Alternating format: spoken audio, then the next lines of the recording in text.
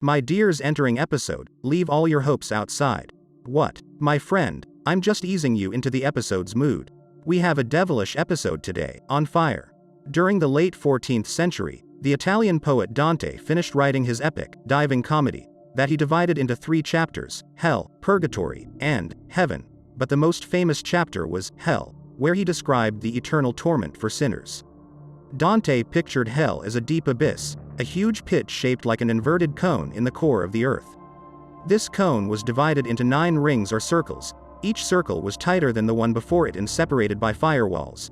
According to the sin committed by man, his torture differed from a circle to another, from stings of vermins and hornets, to vicious monsters that tear bodies apart, or boiling fire that burns thousands of humans, or flames falling from the sky and burning millions under, or bodies buried head down, legs up, slowly burning like candles, snakes circling around the necks of the sinners, and when they bite, they turned into ashes. These bodies regenerated for the torment to restart. And many others of harsh torment ways. Dante described the circles representing man's sins: limbo, lust, gluttony, greed, wrath, heresy, violence, fraud, until he reached the core of hell, the 4th turn. After the treachery circle, Abboud? Yes, where we arrived to the biggest sin, and where we meet the big boss, Lucifer, the devil, who by rebelling against God became the first and biggest treacherous in the universe. Dante described Lucifer as he ate the heads of the famous traitors in history like Judas, Jesus's traitor, and Brutus, Julius Caesar's traitor. Will we find Dalal, Ghaffar el-Amda's wife there? No, we won't, she's fictional. Anyway, their heads regrew and Lucifer ate them again. When Dante survived from Lucifer, he finally passes to the purgatory, and then to heaven, where he met his lover, Beatrice, who guided him to the divine light. Let me tell you that Dante's imaginations wasn't completely from his imagination, but they were based on many of Aristotle's philosophy, as well as the doctrines set by the Catholic Church, Roman and Greek myths, and ancient epics. It wasn't all from his head. Like Virgil's epic Aeneid, whom Dante wrote as his guide in hell. Virgil was a Roman poet born in 70 BC, and he didn't just precede Dante in envisioning hell but also the author of the literary attempt with the clear description of the underworld, where he identified the hell's rivers and walls, the passage boat that transferred the dead souls, and many others ideas that helped Dante write this epic. Wow, Abboud, so Virgil was the one who created the image of hell we know. No, my friend, Virgil also wasn't the first. He was preceded by Homer in the 9th century BC when he described the underworld in his epic The Iliad and the Odyssey. He described the devils, Hell River, and Ulysses' visit to the underworld. In the Islamic world, there's Abu al-Allah al-Mari's The Epistle of Forgiveness, which preceded Dante in trying to describe hell. But even before the religions existed, or the Greek myths and epics, the tale of hell was in man's mind. I want to ask, Abboud, but since when? Since the prehistoric ages. If history knew they existed, why didn't it include them, Abboud? I'm sure Dante had a special place for people who ask funny questions like this. Yes, in the prehistoric ages. They knew and had an imagination on what hell could be. But it wasn't the red hell yet. According to the writer George Benoit's book, History of Hell, man knew about the embalming of bodies 50,000 years BC. This means that the prehistoric man started to imagine that death wasn't the finish line, but there had to be something after it. A life that he wouldn't imagine being so different from his. The first idea man had that it was a hell without heaven, and that life after death would be a gloomy place where all dead people go, not according to good or evil. Everyone would go to hell.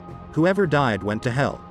For man in primitive peoples and oral civilizations, death was just a break, where man would rest for a while then get back to his life in the same world with a small change, that in the new life after the break he'd be a ghost. He'd be a white cape with holes like films? No. Man in these ages imagined he'd be a ghost where everything around would be a phantom or a negative image of his past life. They'd be living on the same earth as the living, just like what the Australian Indigenous people used to believe that the dead formed their active parallel society where they hunt, travel, and watch the living as if nothing had changed. Not just that, there could even be feelings where the dead were jealous from the living. Not just that, but also the dead tried to harm them and make their life harder. Or sometimes the opposite, where the dead helped the living by visiting their dreams and helped them remember important information, like places, anthems, and songs that form the tribe's memory. As if the dead were able to make the living's life either hell or heaven. This made the living in continuous negotiations with the dead, because they feared their anger, where their passage to the otherworld gained them powers. They can see the living, but they can't see them. You don't know where the dead would strike. I'm telling you, ghosts. Some African peoples like the Serer tribes in Senegal imagine hell is a place where man rests for a while after death, until his strength wane gradually till he vanishes. There's also some of North Asia's people, where they imagine hell as an upside mirroring image of life. If it's day on earth, it's night there. If it's summer on earth, it's winter there, and whatever is on the right is on the left, and so on. That's why some tribes put the horse's rein and the wine bottles in the dead's left hand, to avoid his confusion, because in the other world, it'd be his right hand. If you noticed, in this world and this historical era we're talking about, there isn't the idea of oppressed and oppressor, good and evil, obedient and disobedient, but gradually, step by step, a form of a disobedient starts to appear, but not a sinner. The disobedient in this narrative is someone who doesn't fit in with his tribe, doesn't respect its traditions, and threatens the social coherence of the tribe, or is even weak and useless to the tribe. These won't go to hell, the gloomy place, nor will continue their lives as ghosts. At the time, hell was for the good people. As for the ones who didn't fit in, they would either vanish or live exiled from the tribe, outside hell in the naughty corner. I want to go to hell with my friends. No, you weren't useful. Hell here, according to the writer's explanation, was being shunned from hell itself. In Siberia and Middle Asia tribes, there were primitive attempts to imagine hell through the shaman. What?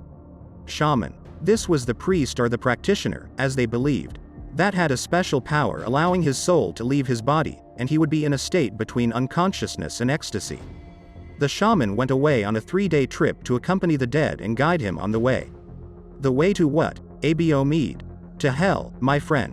When the shaman got back from his trip, he described what he saw: a long travel, a hinder-filled danger route, vicious monsters, a great eagle, a pond of fire, a river of swords, and pretty girls. What brought them here? Abboud.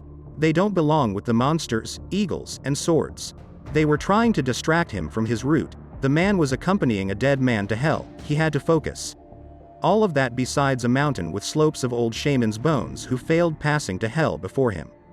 Beneath the mountain, he went down a hole leading to the underworld.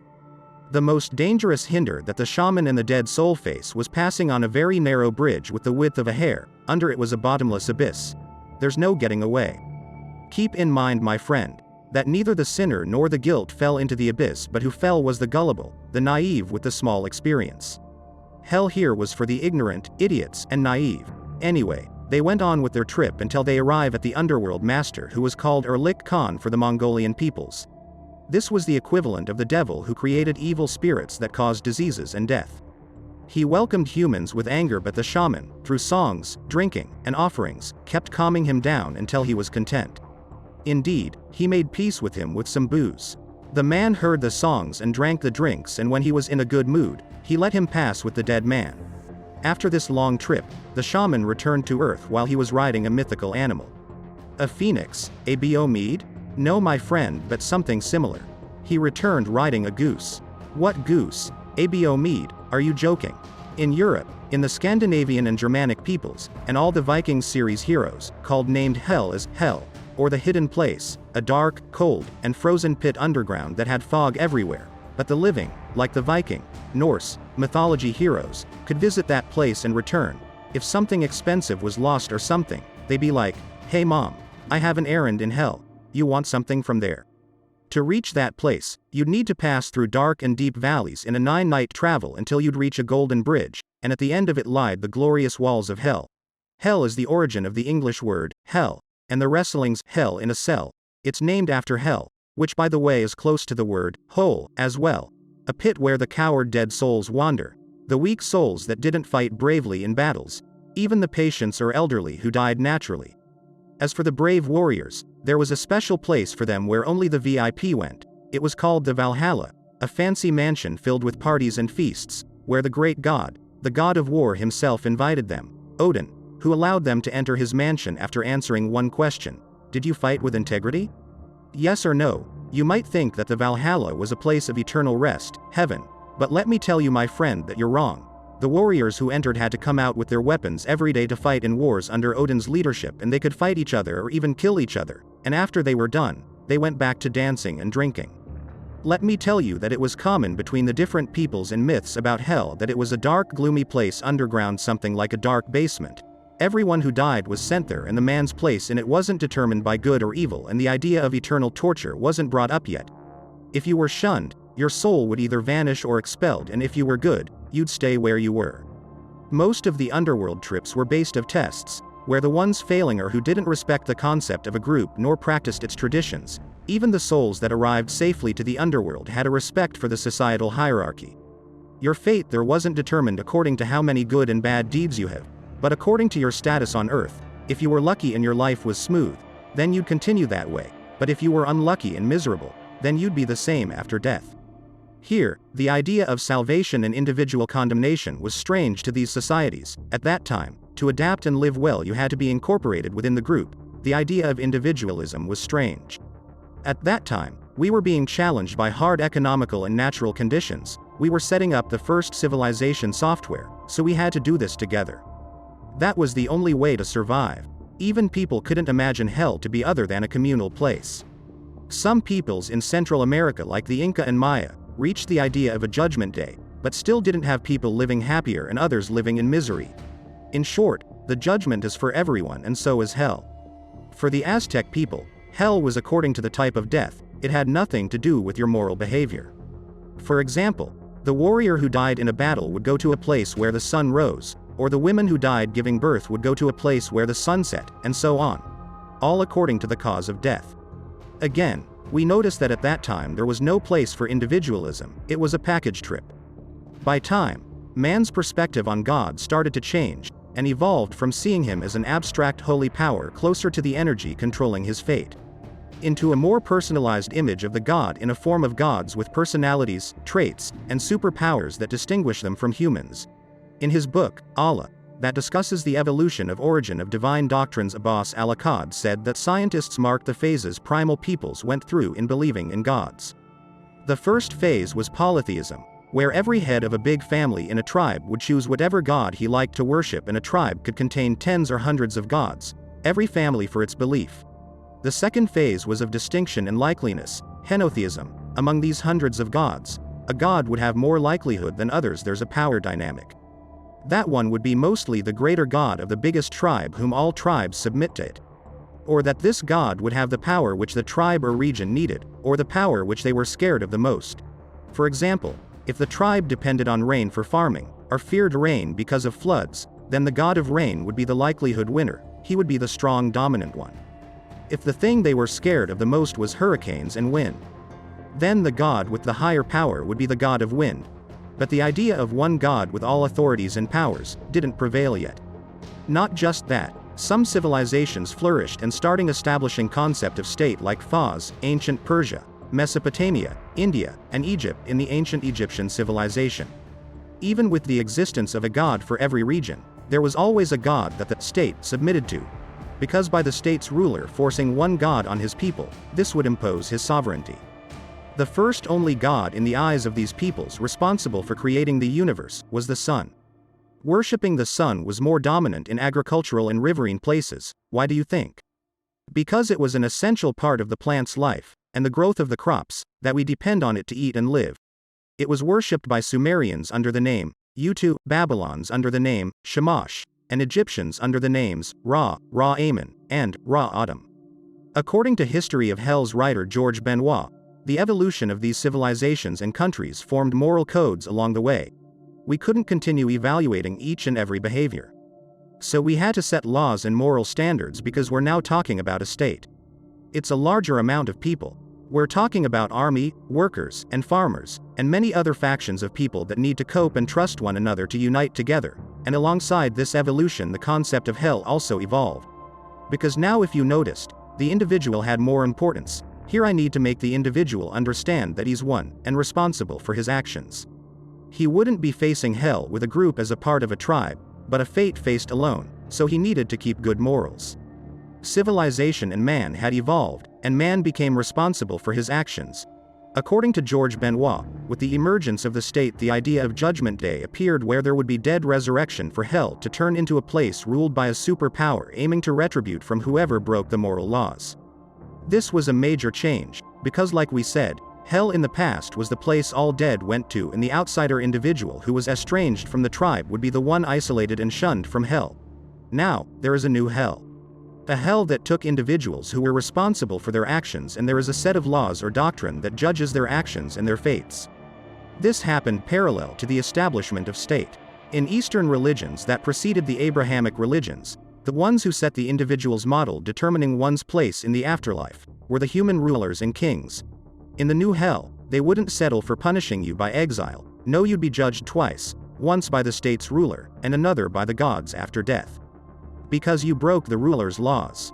Here, the god's justice matches the king's justice and completes it. Because here, when you mess with the social system, you mess with the universe's system and caused a chaos, because chaos for the old civilizations is evil incarnate. Its punishment was for the doer to live a blurred fate, among torments in the afterlife. By now, everything changed completely. We no longer go to an empty place after death, or a place that has the good and the bad. When the ancient Egyptian civilization showed up, its Egyptian mythology provided richer concepts on hell.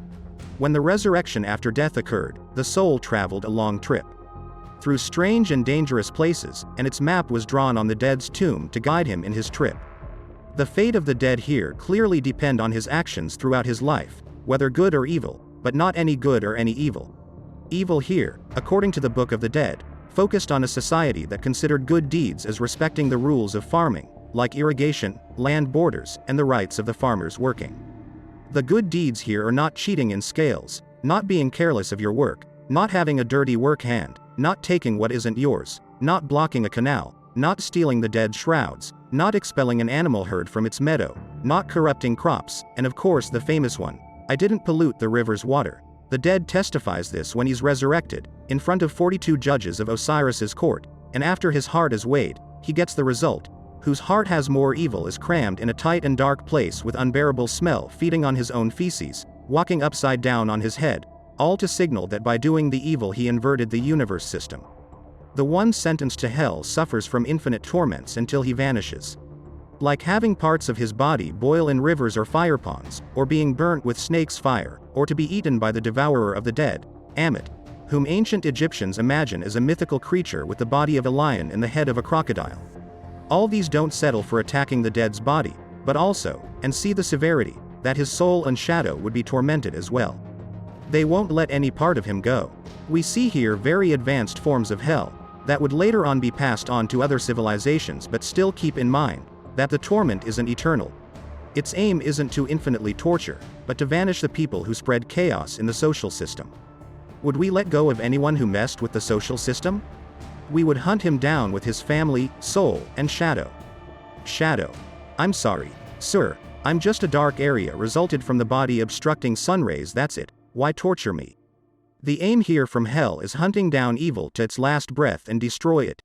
In the old Hinduism religion, and in Buddhism as well, the evil one is the selfish person, who chooses his desire in personal glory and making fortune over the good sake of the people. The one who has evil within doesn't go to hell. Where does he go then? Abboud, Kadamaya heights. No, my friend, he goes to the Naraka. That's hell in Hindu. This isn't just fire, it's 16 layers of hell, 8 layers of fire and 8 layers of ice. The cold hell is frozen plains and mountains habituated by the doomed ones naked, in the cold, and after they pass through the 8 icy layers as they're freezing cold with snow increasing layer after layer, until their body freezes to the point where it cracks, and then the fire layers begin, and here the guilty goes through yet another series of torture.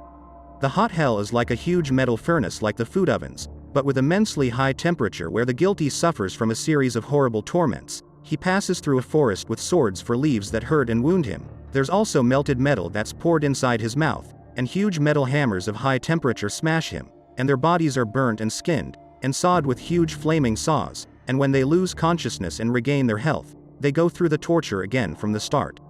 This goes on for a period up to thousands of years, depending on the sin committed. Despite the harsh torment forms that Hinduism present to the guilty, a beacon of hope appears, that the soul gets a second chance, where it can return to earth and fix its mistakes. Here, contrary to ancient Egyptians, torture wasn't aimed at vanishing the dead but to cleanse him. The part vanishing was the evil corrupt one, but the divine part of him would enter a series of impersonations that get him back to life, where he gets to start a new life being good. The type of this new life and his status are determined by karma.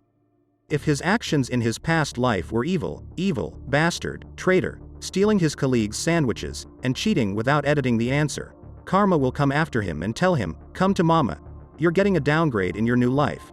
He'll be resurrected as a lower status human or a lower creature, animal, troubled human, plants, or inanimate. All the "stop, it's complete" categories are available. Even the Zoroastrianism religion, in the 7th century BC in Iran and Persia. It believed that the world was created by one god, Ahura Mazda. It was the first religion known to humanity to call for worshipping one god that represents absolute good. But if that god was the good, then how do we explain evil? The explanation that Zoroastrians suggested at the time was that the true eternal God who created sky and earth had two opposite souls branched of him, a soul that chose good and another chose evil, like two twins competing all along. Angra Mainyu spent a Mainyu, but each one chose its own way. These two souls had the absolute freedom to choose their paths. A soul would choose persistence on good and would stick to the good path, while the other would choose to persist on the evil path, and the god, Ahura, is above good and evil. He doesn't intervene with their choices or actions. Human here has the same freedom of choice. His individual choice and freedom are the essence of the concept of morals. But it's also the essence of the individual responsibility.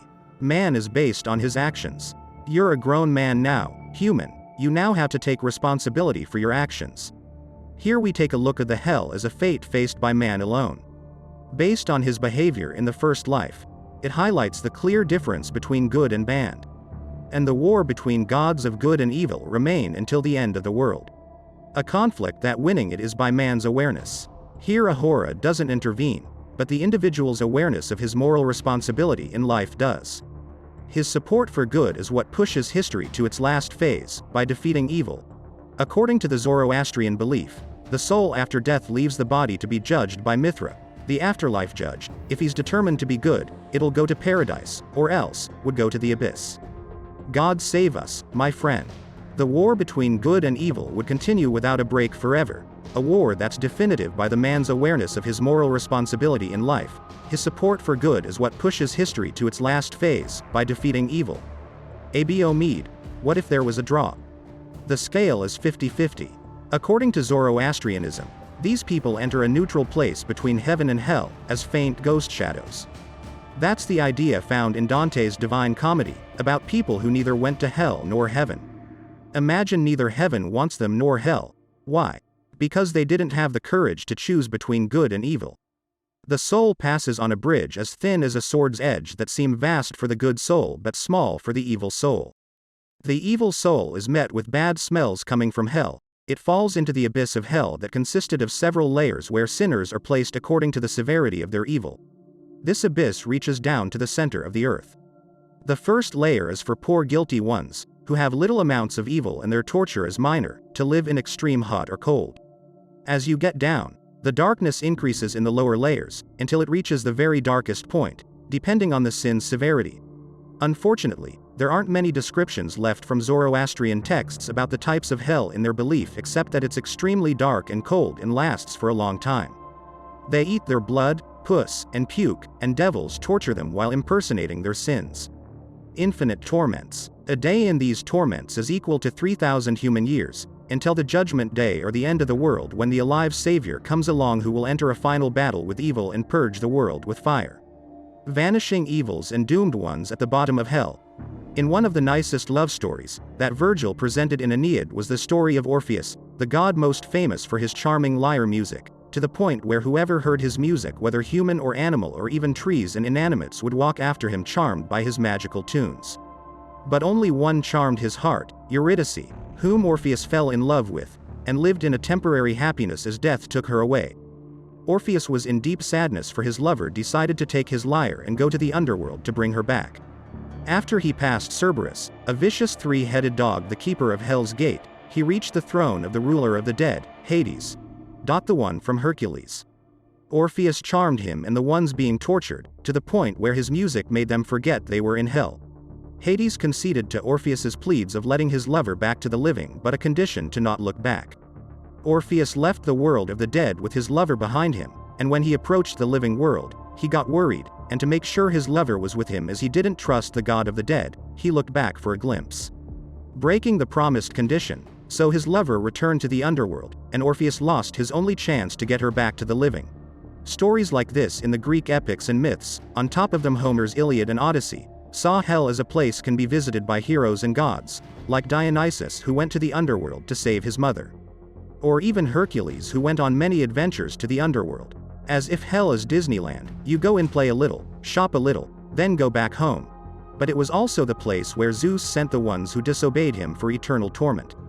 But torture here is for a small amount of people, the ones who committed things beyond what normal people do, where the motive behind these actions wasn't absolute evil but sometimes the motive is good behavior, like Prometheus' attempt to steal fire from the gods and give it to people. He was punished by being tied to a rock with an eagle eating his liver, the liver that grows daily for the torture to restart. Not just that, even the desire for heroism and glory, like Sisyphus who was condemned to lift up a huge rock to the mountain top, and every time he almost reached the top, the rock slides down the bottom. There are ideas that one would find rich and fun, poets' imagination that inspired literature and art for centuries, but the Greek philosophers won't believe these myths, and won't believe in hell, and they'd have a problem then, if our world doesn't reward the good one and not punishing evil man in the balcony. Then how will we get rid of evil? Greek philosophers and poets had more questions about evil than about religion. They thought about evil more. They'll deny Homer's hell, but and listen, they create three alternatives. The first, hell on earth itself, which is written by Roman poet Lucretius in his book, Nature of Things, where he'd see that hell isn't in the underground, but hell is life itself and your mere existence. Your existence is hell. Living with anxiety, scared of everything, from death, pain, punishments, loss, disease, this existential anxiety that you live, that is hell, that you can't escape it except by death. Death here is the paradise for the earth's guilty. The philosophy embraced by Lucretius led him to lose all hope in life, and suicide at 45 years old. The second hell was the philosopher's hell that would be thought by Plato as political and social legislation, that there had to be a life after death. The bigger torture would be for the people who made huge mistakes to the point where it can't be fixed. Don't make the major sin in the world and expect us to sit and do nothing. There had to be a judgment to retaliate the things we can never fix on earth. The ones with less sins could receive mercy after a lesser torture in hell. When it comes to Plato, who was busy with his utopia, the sins that can't be fixed were the ones of politics men. Here, he wasn't thinking about good or evil, or the individual sins, as much as he thought about achieving a perfect and just world. When they scare them with the punishment, they'll do well in life. The third hell was the folk hell, that was inspired from man's imagination before religions, and it would be thought of by the poet Virgil, whom we talked about. The punishment in his epic, the Aeneid, would be a great match with the punishment of the Roman state. The Roman law incriminates crimes of mundane nature. Because it aims for justice and law enforcement on earth, Virgil would have a semi-complete hell, a place for eternal torture, with layers of torture according to the level of sin, and the man would be tortured as a result of his choices in life. This is opposite to Homer's hell, which was controlled by gods and fates, and the hero, man, has no say in his own fate. In 1880, the French sculptor Auguste Rodin was assigned to draw the design of the main gate to the Museum of Visual Arts in Paris, the place that's known as Musée d'Orsay. According to the task, Rodin was asked to inspire the design from the Hell chapter in Divine Comedy. Go look at the Divine Comedy. I want you to have an inspired design. Come on, you got 48 hours. No, it's okay. He called this work of art, Gates of Hell, and the head of the door features people facing their torture. Rodin sculpts a famous statue called the Thinker, and he made him a huge man, bent down in contemplation. It's like he's wrestling himself and his ideas. It caught the attention of artists and thinkers to another hell, a hell on earth that man created himself. And that not just the dead being tortured, but the ones living too. Abboud Mead, it's true, I'm in my living room now. The hell of life represented failed quests, lost hopes, and unachievable dreams. But the statue of the Thinker also symbolized the strength of man because of his mind and creativity, to face his own hell in the middle of this harsh but humane world. Although the idea of hell is as old as man, but in the 19th and 20th century, with the beginning of man's shock about himself when he turned the amazing technological advancement from opportunities to create heaven, prosperity, progress, love, and peace, into creating hell on earth like famines, epidemics, World War I and World War II, using the nuclear bomb twice, chemical weapons, drugs, population growth, pollution, violence, crime, injustice, and poverty, philosophers, authors, and artists would find an opportunity to intensify the concept of hell on earth. Just as Rodin sculpted the gates of hell, the French poet Baudelaire wrote in his poetry book, Flowers of Evil, about the ugliness of an abnormal world and about humans' everyday life that looks like hell. The philosopher Schopenhauer thought that our world is the worst possible one. The French thinker and novelist Balzac presented a match for divine comedy in a book called Human Comedy, where he wrote about a world that's not less harsh than the hell Dante imagined. A world with fuels of envy and flames of greed, along with lust and social repression. In Russia, writers like Tolstoy and Dostoevsky uncover the hell created by poverty. Both chase hell that resides in the man's heart and locked consciousness between guilt and anxiety. Sartre wrote his famous saying, "Hell is other people." The modern philosophy is moving towards that hell is the human suffering and that man can only live in hell. A life moved by greed, cruelty, violence, envy, and contradictions. For heaven to remain in the minds of Western thinkers and philosophers is the humanity's hope for a better world, and that man is responsible for his fate. He can create heaven or hell, but now he doesn't need to die in order to do so. Every attempt to defeat a disease, poverty, or famine, and every attempt to replace war with peace and injustice with justice, is an attempt to defeat hell. That's it. Last but not least, I want to thank you for sticking around in this journey. I hope you watch the old episodes and the new ones, look at the sources and subscribe if you're on YouTube. You know, what did Dante's lover ask him when she met him in hell? She asked him, "You wrote the Divine Comedy?" He said, "No, D. Ant did it. I swear you're useless."